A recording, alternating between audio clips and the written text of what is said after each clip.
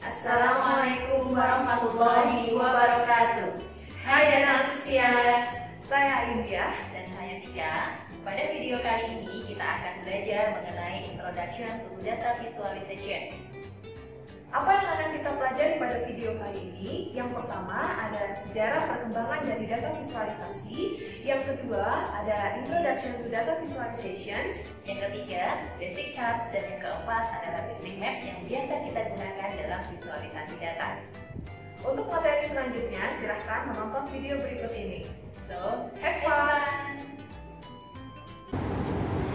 Mbak Ayun, kalau kita berbicara tentang visualisasi data, sebenarnya siapa ya yang kira-kira itu memproklamirkan visualisasi data yang pertama kali? Tahun berapa gitu? Ya, jadi kita coba bersama untuk video kali ini kita akan membahas tentang a brief history of data visualization. Kayaknya menarik itu, Iya. sejarah tentang visualisasi data ya.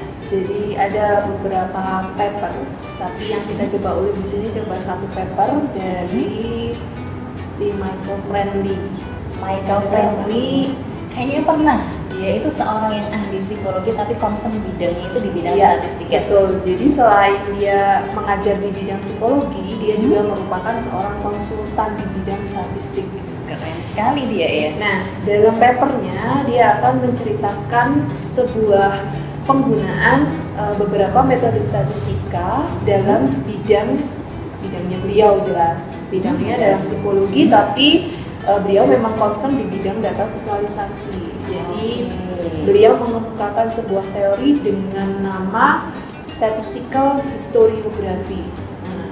Statistical historiography. Berarti ada historinya, Ya. ada grafisnya, Ya. ada statistiknya. Luar Nah, ini. biasa. Jadi judul lengkapnya itu adalah Milestone in the History of Data Visualizations, a case study in statistical historiography. Nah, Kayaknya jurnalnya itu sangat menarik ya. ya.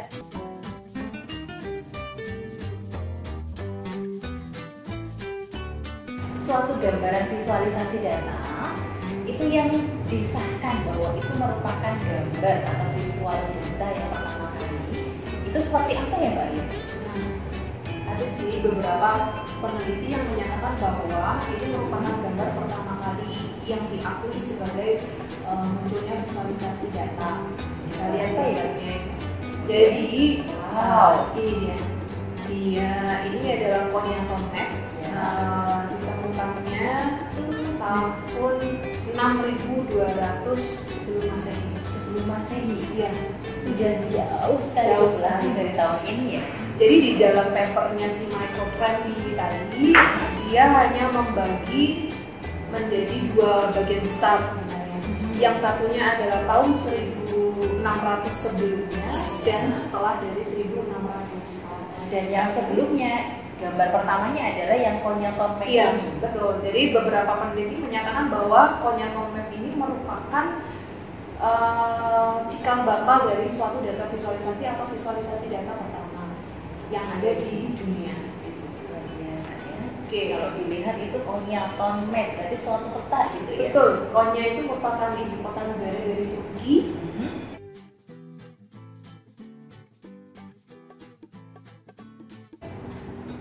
Kalau Konyakon map ini kan gambar atau visualisasi data sebelum Masehi.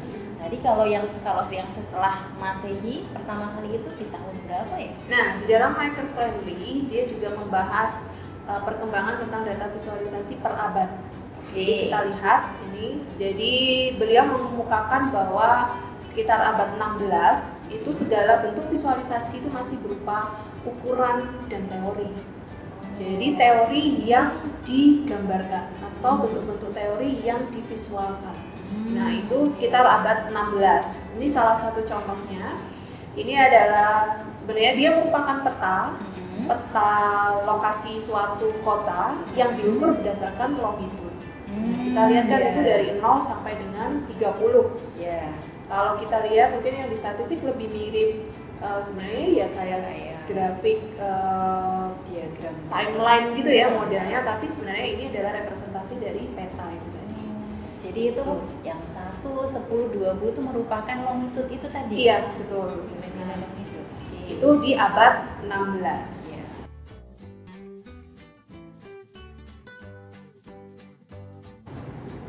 Kalau tadi itu di abad 16 ya Mbak ya. Nah, sekarang ada suatu bentuk grafik ya di abad ke-17.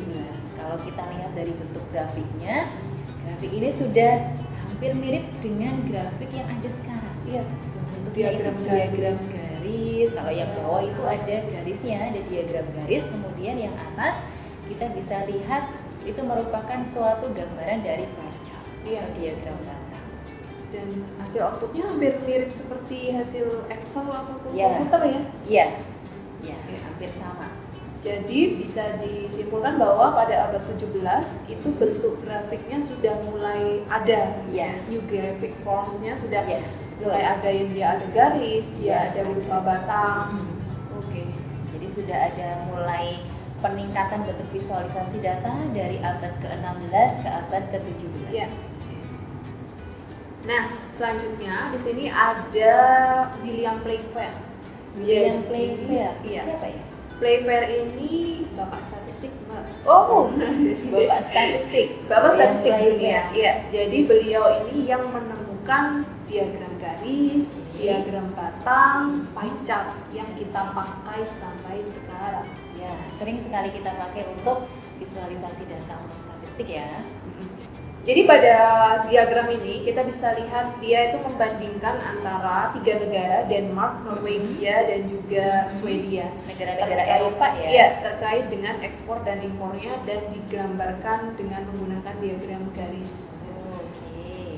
Ini yang lain adalah, ini salah satu penemuannya yang lain yang saya sebutkan tadi, yaitu berupa pie chart dan juga area chart atau garis tadi, tapi dia ada wilayahnya atau ada areanya di bagian. Kalau dilihat dari bentuk pie chartnya memang agak berbeda dengan pie chart yang sering kita gunakan sekarang ya. Iya, tapi sebenarnya representasinya sama. Dia berupa proporsi. Gitu. Dan warna yang masih digunakan juga masih sederhana kan, warna-warna alam, merah, kuning, hijau. Kalau sekarang kan karena bantuan komputer ya, jadi warna yang bisa kita gunakan banyak sekali. Dan pengukurannya kan juga banyak. Kalau dulu yang diukur hanya sedikit. Iya.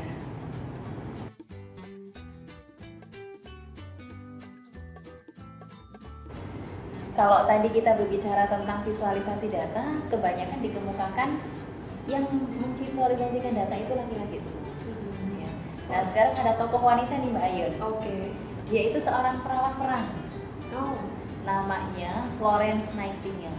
Ya. Apa yang dia temukan? Yang dia temukan itu pada waktu itu, dia meneliti kenapa sih kok banyak sekali tentara yang mati pada waktu itu. Ya, ternyata setelah diteliti, ternyata yang menyebabkan banyak tentara yang mati itu karena sanitasi air yang tidak bagus. Ya, kalau kita lihat diagramnya atau gambarnya, ya visualisasinya. Nah, semakin lebar grafiknya, dia itu menyatakan bahwa tentara yang mati itu semakin banyak. Nah, di sini Itu juga ada tahunnya ya. ada tahunnya juga di sana. Nah, Tapi kalau dilihat sebelah kanan sudah mulai berkurang, berarti Iya. hasil informasi ini memang akurat. memang akurat dan Hmm. berhasil ini ya menurunkan jumlah tentara yang meninggal ini tadi Iya, kan berarti. betul. Oke. Iya. Nah, berikutnya Mbak, ini ada Dr. John Snow. Jadi Dr. John Snow ini yang menemukan teori bahwa penyakit kolera itu menyebar di sekitar sungai atau aliran air. Jadi kalau di gambarnya di grafik ini kita bisa lihat, jadi yang berwarna kuning ini merupakan dam-dam air. Oke. Nah, yang berwarna hitam ditumpuk-tumpuk di sekitar jalan itu adalah jumlah orang yang meninggal. Jadi memang terlihat di sana yang titik-titik hitam itu memang berada di sekitaran dam dan itu ya? airnya iya. Jadi dari sini beliau bisa mendapatkan kesimpulan bahwa memang penyebaran penyakit kolera itu dari aliran air. Gitu. Luar biasa. Dan penemuan ini pun juga dipakai sampai sekarang untuk pengembangannya. Keren. Ada lagi nih Mbak Ayun, Ya, ini adalah visualisasi data dari Minat. minat. Oke. Ya. Jadi Minat ini sudah berhasil untuk menggabungkan beberapa grafis. Ada peta, kemudian ada pie chart, di mana pie chartnya itu kalau kita lihat ukurannya ada yang kecil dan ada yang besar. Ya, jadi berarti pada masa ini itu sudah ada teknik untuk menggabungkan dua visualisasi data. ya betul. Menggabungkan antara peta atau topografi dengan data kuantitas yang dilabelkan dengan pie chart ini tadi ya. Iya. Keren kan? Nah, yang berikutnya ini ada seorang Edmond Halley. Edmond Halley. Persib dari kata Halley.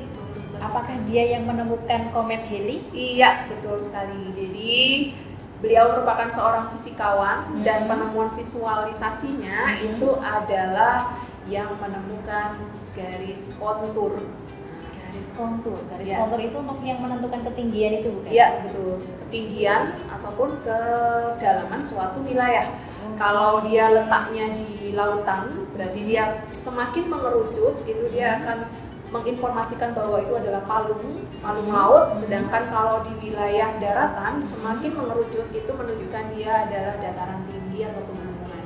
Oke. Dan sampai sekarang juga masih dipakai. Beliau juga yang menemukan garis lintang, garis bujur yang masih dipakai sampai dengan saat ini. Selanjutnya Mbak Ayun, ini ada Charles de Fourcroy. Beliau ini yang membuat visualisasi data perbandingan di negara-negara Eropa. Oke. Ya, kalau kita lihat nama visualisasi datanya itu namanya tableau Poliometrik. poliometrik. Wah. Ya. Berarti kalau metrik dan tableau. Nah, kaitannya dengan tableau nanti juga kita ada ya mata Ada. kuliah dengan menggunakan tableau. Ada, kita akan melakukan visualisasi data dengan tableau, software tableau. Nah, kalau kita lihat di visualisasi data di sini ada gradasi warna di sana. Iya. Banyak sekali warna yang sudah digunakan. Sudah mulai ada kombinasi dari beberapa warna. Iya. Nah, ini juga merupakan salah satu data visualisasi fenomenal, Wow. yaitu Luigi Peruzzo yang menemukan bentuk visualisasi 3 dimensi pertama di dunia. Jadi kalau kita lihat pada grafik ini, dia mau memperlihatkan ada 3 pengukuran, berarti ada jenis kelamin dan juga kuantitas dari jumlahan warga negara yang ada di Swedia. Gitu. Oke. Ya, kalau kita lihat yang sebelah X-nya ini adalah range dari usia Oke. untuk yang wanita, dan yang sebelah sini juga ada range usia untuk laki-laki, dan yang ke atas ini adalah jumlahannya tadi.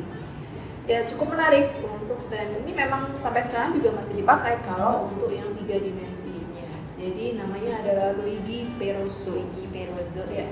Bagus sekali untuk gambarnya ya. Iya. Oke.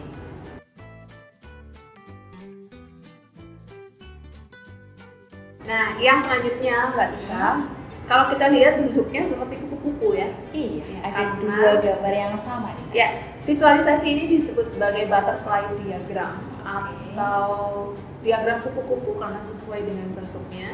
Ditemukan oleh Edward Maunder. Jadi, visual ini itu merepresentasikan dari pembuktian adanya teori heliosentris. Teori heliosentris Iya, yang menyatakan bahwa bumi mengitari matahari. iya betul. Jadi dia akan kembali ke tempat seperti semula. Jadi itu ini X-nya itu adalah waktu, sedangkan Y-nya ini berupa derajat dari kemiringan spot matahari. Jadi titik jatuh matahari. Maka dari itu saya jadi paham kenapa kok itu gambarnya sama. Iya. Karena kan kembali ke titik sekian. Iya, betul. Jadi inilah yang membuktikan bahwa bumi itu mengitari matahari. Jadi dulu sudah pernah dikemukakan oleh Kopernikus, Ya. dan ini adalah hasil dari pembuktian secara ilmiahnya. Jadi orang dulu pun tidak serta-merta percaya adanya suatu teori ya. Iya, Tapi mereka melakukan pembuktian dulu, baru ketika pembuktiannya itu benar, iya, ternyata memang teori heliosentris itu ada. iya, betul. Selanjutnya Mbak Ayun, ini ada sebuah dashboard. Ya, ini di abad ke-19. Sudah ada dashboard berarti? Sudah ada dashboard. Oke. Ini kan gabungan dari beberapa visual kan. Iya, Di sini ada stack chart, iya. kemudian ada bar chart, dan Iya, ada ada pie pie chart chart juga. Ah, Sepertinya ini visual untuk election atau iya, pemilihan pemilihan presiden. presiden di waktu itu. Dan ini sudah diterbitkan dalam suatu koran. mewarnai, memang cenderung warnanya mungkin pencetakan pada saya itu masih Ya. yang penting merepresentasikan, tapi sudah bagus, sudah bentuk dashboard gitu Ya, sudah ada proporsi untuk masing-masing kandidat di sana. Ya. Jadi saya kira ini sudah bisa ketika kita membaca kita sudah tahu, udah paham bahwa informasi yang disampaikan itu apa ya, gitu. betul.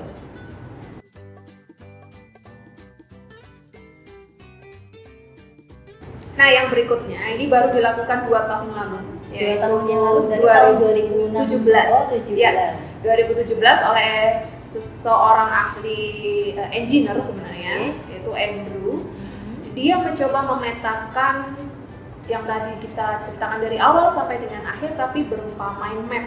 Saya History dari data visualisasi data, ya. tapi digambarkan juga. Iya, betul. Jadi kalau kita lihat misal di sini ada Heli menemukan apa saja ya di sini. Lalu nanti di pojok kanan sebelahnya lagi di situ ada tadi beberapa prefer, dia yang menemukan diagram lingkaran, terus ada diagram batang, diagram garis sampai dengan yang latest. Nah, saya kira ini tadi tampilannya masih asli, ternyata ini adalah sebenarnya hasilnya memang dibuat seperti masa lalu gitu. Saya kira juga gambaran yang masa lalu ini ternyata sebenarnya ini dibuat di tahun 2017 tadi ya. Selanjutnya ada visualisasi data dari Guy Abel. Guy Abel ini membuat suatu visualisasi untuk global migration rakyat Cina. Kalau kita lihat di sana ada kayak semacam diagram lingkaran tetapi bergerak. Mbak Ayin bisa bayangkan itu dibuatnya di mana? Di app? Ternyata di app. Ya, betul sekali di yang app. akan kita pelajari juga nanti. Betul, nanti akan ada cara bagaimana kita melakukan visualisasi data di app. Itu yang bagian paling luar berarti benua ya? Benuanya, kemarin saja sih rakyat Cina itu berpindah negara atau benua. Dan yang pojok kanan berarti populasi Dari rakyat Cina. Kemudian ada garis-garis yang menghubungkan antar benua, berarti relasi antar benua itu.